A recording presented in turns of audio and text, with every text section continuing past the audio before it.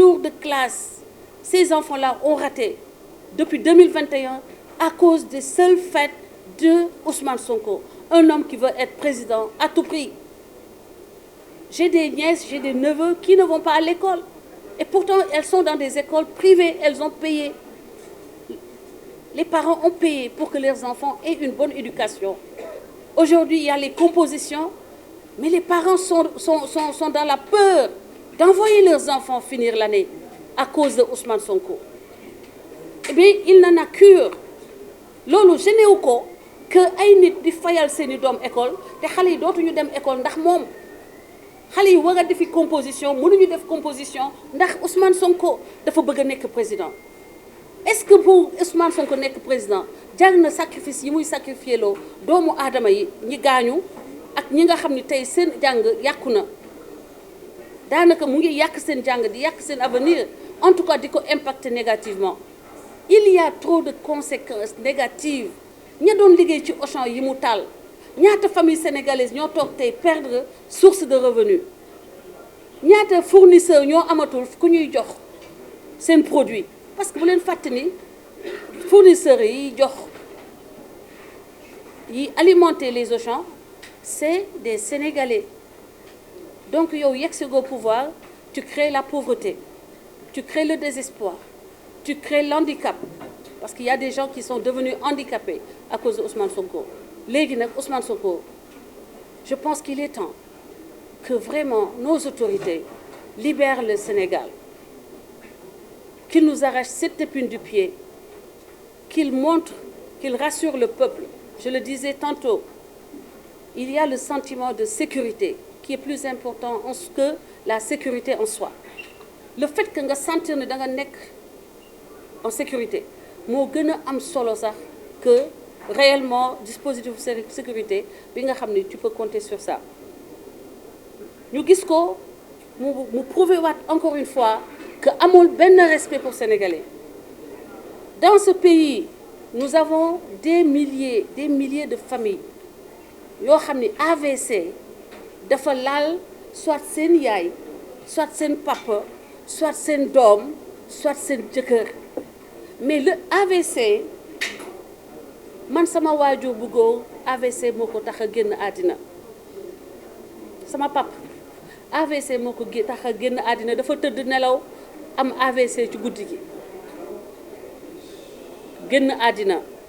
sama waajur bu jigéen ba tey mu ngi souffrir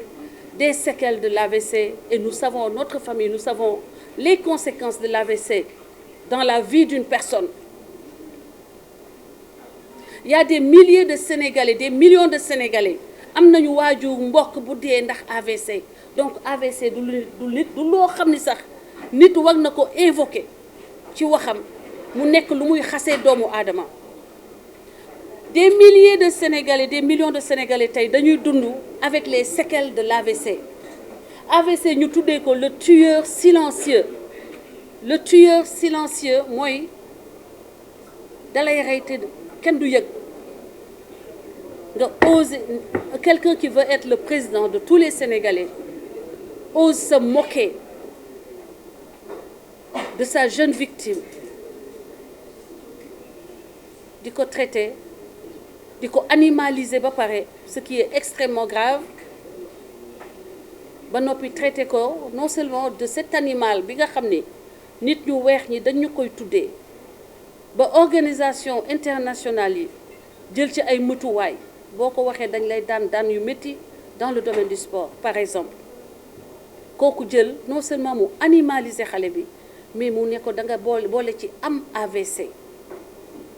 koo xam ne da nga bëgg a nekk président de la République du Sénégal ngay dagg santeeg sa moromu doom ba xale bi di la saaga doomeeraam c'est un fait inédit. Maanaam la couche la plus vulnérable la plus sensible ngay dàggasanteeg moom xale boobu bu ko waxoon lu mu mënti doon da koy ne jéggal naa ko c'est ça la grandeur d'un homme d'État mais doo toog ba xale bi taxaw publiquement di la saaga sa waajur bu jigéen. Voilà le Sénégal bu bees bi Sonko di proposer, le Sénégal où les chefs religieux n'ont plus aucune place dans le respect bi nga xam ne moo nekkoon le respect légendaire bi nga xam ne dañ ko doon jox ñooñu nga xam ne ñooy les piliers les socles les racines maanaam li nga xam ni moo ñu doon aar ñun ba tax ba Sénégal catholique ak musulman amul xaj ak seen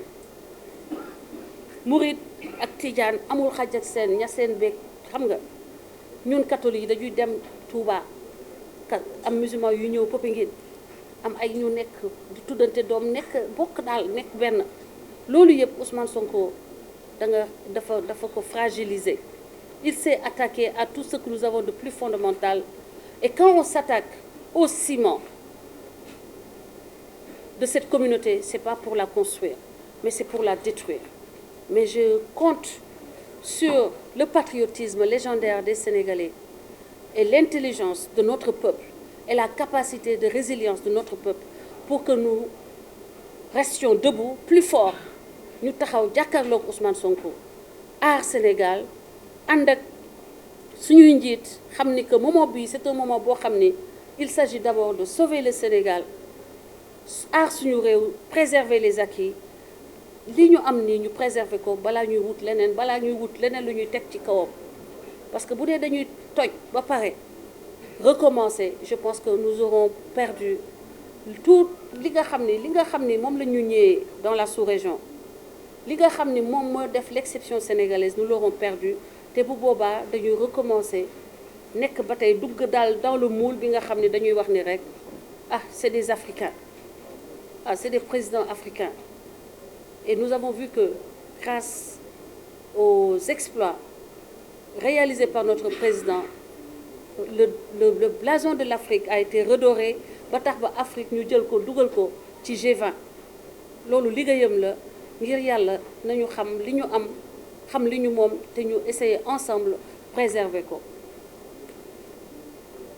Et une pensée à toutes les personnes vivant avec un AVC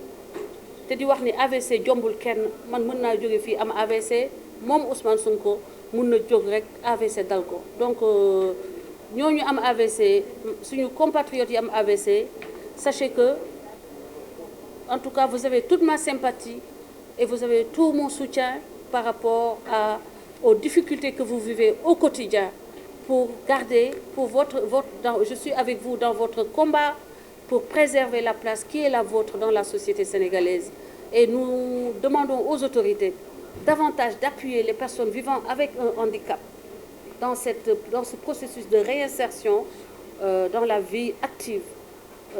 Mooy li ñuy wax communément réhabilitation ñu dimbali leen comme ça ñi nga xam ne seen loxo dañoo am laago bàyyi laago yi wala ñi nga xam ne daf leen dab